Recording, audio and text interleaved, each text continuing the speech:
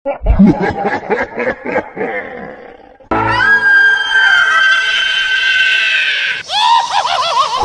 बात कुछ साल पहले की है।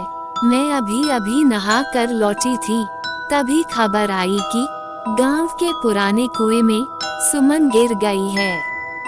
देखते ही देखते ये खबर गांव में आग की तरह फैल गई।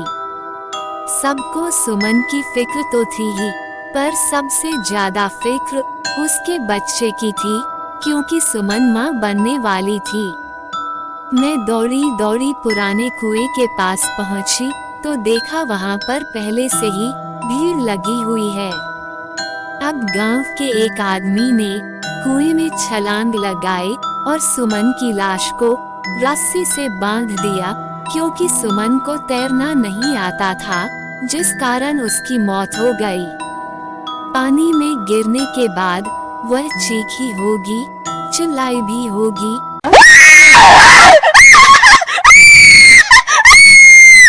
पर पुराने कुएं में से कम ही लोग पानी भरने जाते थे, इसलिए किसी ने भी उसकी आवाज नहीं सुनी। सुमन का खेत कुएं के बगल में ही था, इसलिए उसका इस कुएं पर आना जाना रोजाना लगा रहता था। पहले भी कई बार वह इस कुएं से पानी भर चुकी थी, पर इस बार उसके किस्मत में कुछ और ही लिखा था। लोग सुमन की लाश को ऊपर खींचने लगे। जैसे ही सुमन की लाश को ऊपर निकाला गया, उसके घर वाले फूट फूट कर रोने लगे।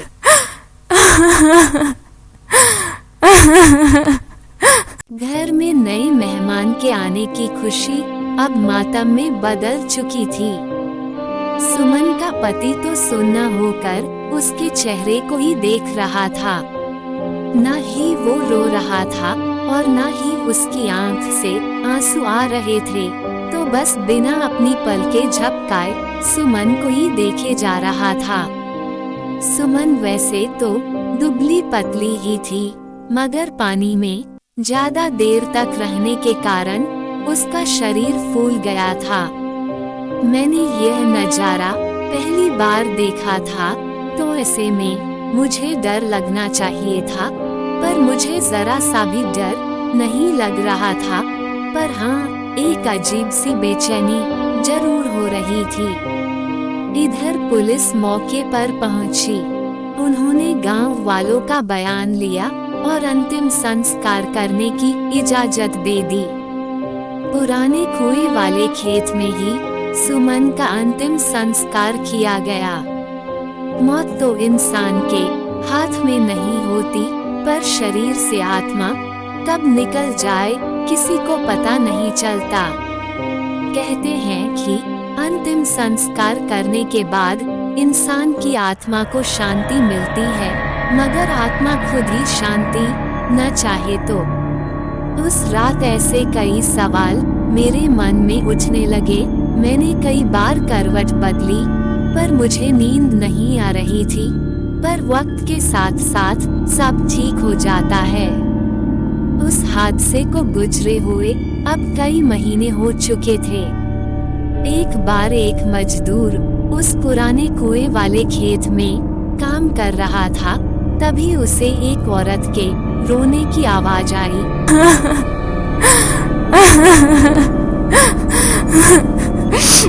वो कुएं के पास जाता है, तब उसने देखा कि वह आवाज कुएं के अंदर से आ रही थी, और जैसे ही वो कुएं के अंदर देखता है, उसके अगले ही दिन उस मजदूर को बुखार आ जाता है।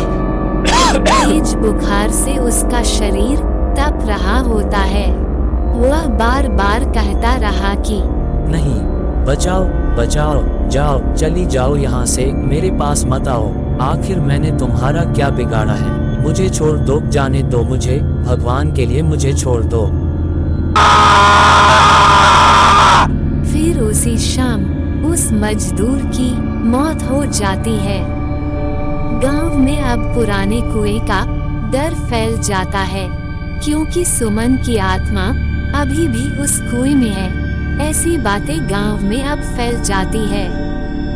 जिसके बाद सुमन के घर वाले भी कुएं के पास वाले खेत में खेती करना छोड़ देते हैं। ये सब सुनकर मुझे कुछ भी समझ नहीं आ रहा था। मेरे दादाजी के भी गुजरे कुछ ही महीने हुए थे और उनका अंतिम संस्कार तो हमारे घर के पीछे ही किया गया था। फिर मुझे कभी भी मेरे दादाजी दिखाई क्यों नहीं दिए। मेरे दादाजी अक्सर ये कहते थे कि इंसान मरने के बाद कुत्ते का जन्म ले लेता है। इत्तेफाक से दादाजी के गुजरने के दूसरे ही दिन हमारे घर में कुत्ते का एक बच्चा लाया गया, जिससे कि घर और खेती पर नजर रखी जाए। मन में सवाल फिर से उठने लगे। मुझे कई बार उस पुराने कुएं पर जाने की इच्छा हुई, पर डर के मारे कभी हिम्मत ही नहीं हुई। हालांकि हमारे घर तक आने का सबसे छोटा रास्ता उसी कुएं के पास से गुजरता था, पर ये सब होने के बाद हमने भी एक दूसरे रास्ते से आना जाना शुरू कर दिया। एक रात पिताजी बाजार से घर लौट रहे थे। आज उन्हें बहुत देर हो चुकी थी। बारिश का मौसम था, रात का अंधेरा और उसमें काले बादल। अचानक जोर से बादल गरजने लगे और बारिश शुरू हो गई। पापा एक पेड़ के नीचे रुक जाते हैं और बारिश के रुकने का इंतजार करने लगते हैं। बारिश रुकने के बजाय और भी तेज हो रही थी।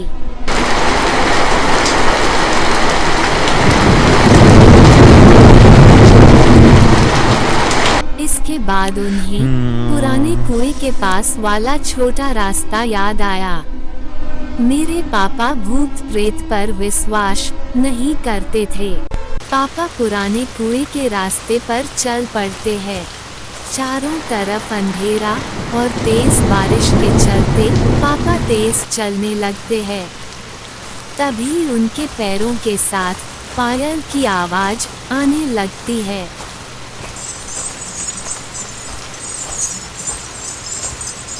अब पापा एक जगह रुक जाते हैं तो पायल की आवाज भी शांत हो जाती है। पापा फिर से चलने लगते हैं। उसी के साथ पायल की आवाज भी आने लगती है।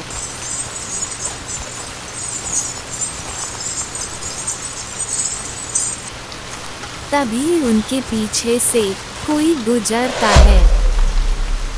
वो पीछे देखते हैं तो पीछे कोई नहीं होता, पर जैसे ही वह आगे देखते हैं उन्हें सुमन की आत्मा दिखाई देती है।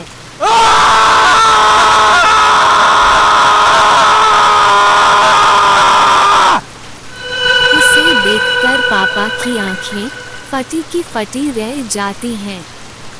वे डर के मारे पीछे हटने लगते हैं और कीचड़ में फंसकर गिर जाते हैं। अब सुमन की आत्मा धीरे धीरे पापा के पास आने लगती है। पापा डर के मारे अपनी आंखें बंद कर लेते हैं और जब अपनी आंखें खोलकर देखते हैं तो हमारा कुत्ता उनका हाथ चाट रहा होता है। पापा उसे देखकर राहत की सांस लेते हैं, पर जब वे आसपास देखते हैं तो वहाँ कोई भी नहीं होता है। अब पापा अपने कुत्ते के साथ घर आ जाते हैं। बारिश में भीग जाने की वजह से उन्हें ठंड लगने लगती है और बुखार भी आ जाता है। अगली सुबह डॉक्टर की दवाओं से उन्हें आराम मिलता है। उसके बाद वह रात का किस्सा सभी घर वालों को बताते हैं। तभी मेरे ताऊ जी कहते हैं, बड़े बुजुर्ग ठीक ही कहते हैं, मरने के बाद इंसान कुत्ते का जन्म ले लेता है और यह कुत्ता और कोई नहीं बल्कि हमारे पिताजी ही है। उन्होंने ही तुम्हारी उस आत्मा से रक्षा की है, वरना अगर आज पिताजी नहीं होते तो जाने क्या हो जाता। मेरे मन में अभी भी कई सवाल उठ रहे थे, पर इस बार मैं समझ गई थी कि कई सवाल ऐसे भी होते हैं जिनका जवाब आज तक इंसान ढूंढ ही नहीं पाया है। सो फ्रेंड्स, आपको क्या लगता है, मरने के बाद इंसान का आखिर क्या होता होगा? नीचे कमेंट सेक्शन में जरूर लिखिएगा।